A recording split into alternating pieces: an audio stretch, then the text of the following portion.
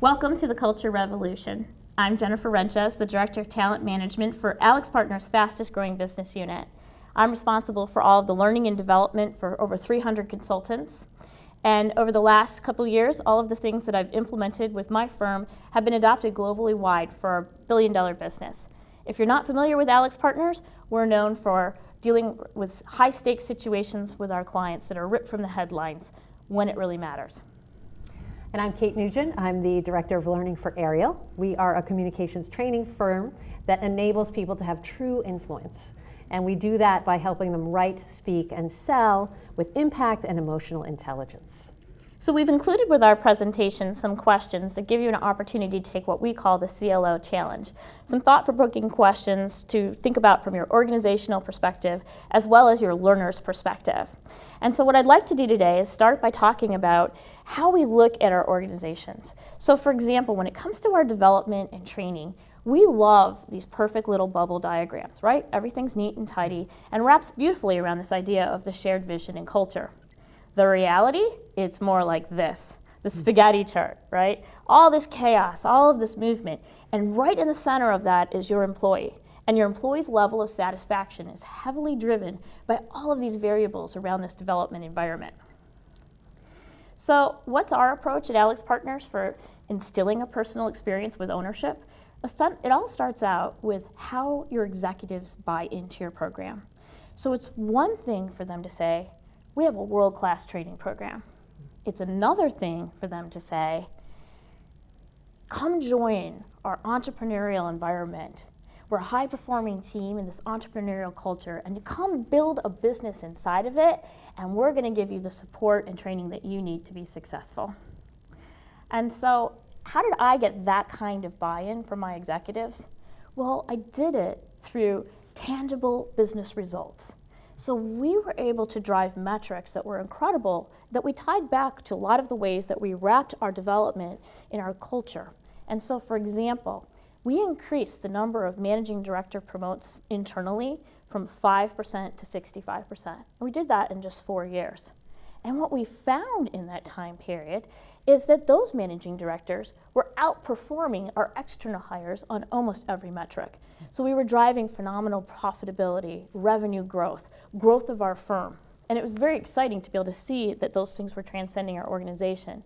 In addition to that, we have sustained growth, 20 to 30% a year. And we're on track to do that again this year. Our turnover, ideally, remains very low. So right now, we're running at 9% for this year, which is a repeat of last year. So people are very committed, and when you compare that to our competitors that are averaging around 25%, it's really a remarkable phenomenon. And we really can help tie that back to our development program because all of our new hires, as they join the firm, and we talk to them about why did you join, within the top two reasons every time is around our development and culture. And so that's really become a huge draw. So, how did we design our learning environment? Well, the first point is that we kept it simple. We tried to not overly complicate it. And we also believe that a one-size-fits-all model is really not what we wanted. But we wanted some cultural glue that we could pull things together and have that make a difference for our employees, but we could all have that uniqueness of being united together. So essentially what that became for us was really a seamless learning environment.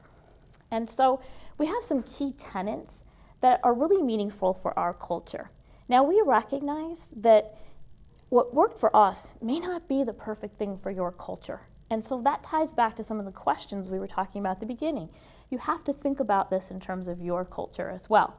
But for us, these are the things that really made a difference. So first and foremost, each employee sets his or her own desired pace or trajectory. And so what this does is it means that some people might want to be a rocket person and they just can't go fast enough. We have others that'll say that I'm starting out slow and then I'm going to go fast. And then some people say, look, I just want to enjoy the ride. I want a quality of work-life balance. That's what's important to me. You can imagine just having conversations and looking at things in these terms really make a difference for people in just how they go about beginning to launch their career with us. Also, we provide building a business model. And what our building a business model is a version of a competency model that we would say is AlixPartner style. The idea is that it's not a check the box. Our building a business model is an opportunity to give people a view of what good looks like. So we have something that we can all have a shared vision around, and it really makes a big difference. So taking all of that, we then have each person create a highly tailored development plan. And what's important about that is that we don't even care if they use our form. We say, look, you don't like our form, make your own. We're delighted with that. If you want to write it on napkins, do that. The point is that you capture it so that you can share it with other people.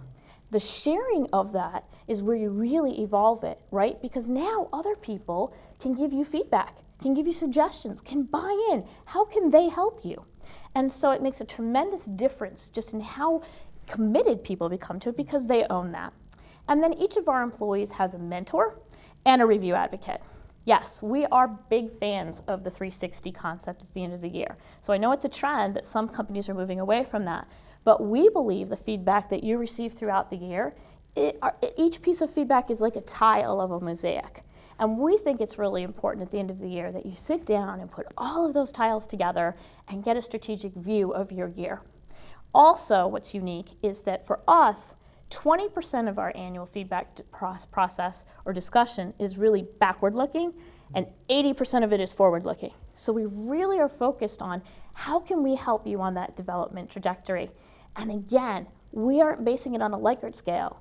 It's all about where are you on your development trajectory. So it's very important, to build these tenets in for your culture and the behaviors you're trying to drive. So when you think about it, our firm, we're not big fans of training tracks. And that might send a little bit of a shiver up your spine. But what we found over time, and it worked really well for instilling this ownership, is we acknowledge that our employees are at different points in their career, and they all join us and become, a member of our team when at different stages in their careers. But we want to meet the learner where they're at. And so if you look at this chart, for example, I can give you a wonderful example of an employee that started a few years back. He was a junior manager, and he came to us, but he was very commercially talented. This is a guy that had an instinct for selling. If we had put him in a normal track for an employee at the level he was at, he would have spent a lot of time training around building his commercial skills. What he really needed were some basic core consulting skills, which would have really been directed at someone more junior than him, and our most advanced training skills. So this story ends wonderfully in that in the first 6 months he was with us, he sold $5 million of work as a mid-level manager. And today he's a very successful managing director with us. So again, if we had taken a very conventional approach to this, it wouldn't have been as effective for him. He wouldn't have been as productive as quickly, and he probably wouldn't have had the same level of satisfaction that he did. So at the end of the day, when you look at this, our capabilities and methods are table stakes. These are the things that your training is required to do. That's very important to lay out the basics. But within all of those trainings, we wrap in behavioral, which gives our people a sense of what good looks like. What are those expectations? And then our secret sauce, that mindset gets woven in. And so for us, at the end of the day, we view it as you can ignite your CEO and your boards by really making this about your business and about the culture. And as you do that, you can wrap your training in your culture and steep your culture in your training. So you as learning leaders, as you think about going out and trying to ignite buy-in from your executives on your training plan, really the way that you communicate that message is the way that we've been working with AlixPartners. We've been working around this idea of executive presence. How do you get your messages across, and how do you inspire people to action? So the way that we define presence at Ariel is a very specific way, and I'd like to share that with you. The ability to authentically connect with your audience in order to influence and inspire them. So this may seem like a lofty goal to you. I think, as Jennifer mentioned, the ability to have executive presence is a huge competency for the management consultant, especially the elite management consultant. So we've been working tirelessly to try to build those skills in the consultants. So what's behind this big, lofty idea of presence? Very specific behaviors. Because we at Ariel, we are originally from the theater, and we have received a lot of our IP and our content from the skills of the actor. What we've done is we've assigned to presence some very specific behaviors, and I'll share those with you. So on this grid, you will see that to the left, there are specific signals, things like body language, eye contact, voice. And to the right of that are the high versions, the high presence versions, and then the low presence versions.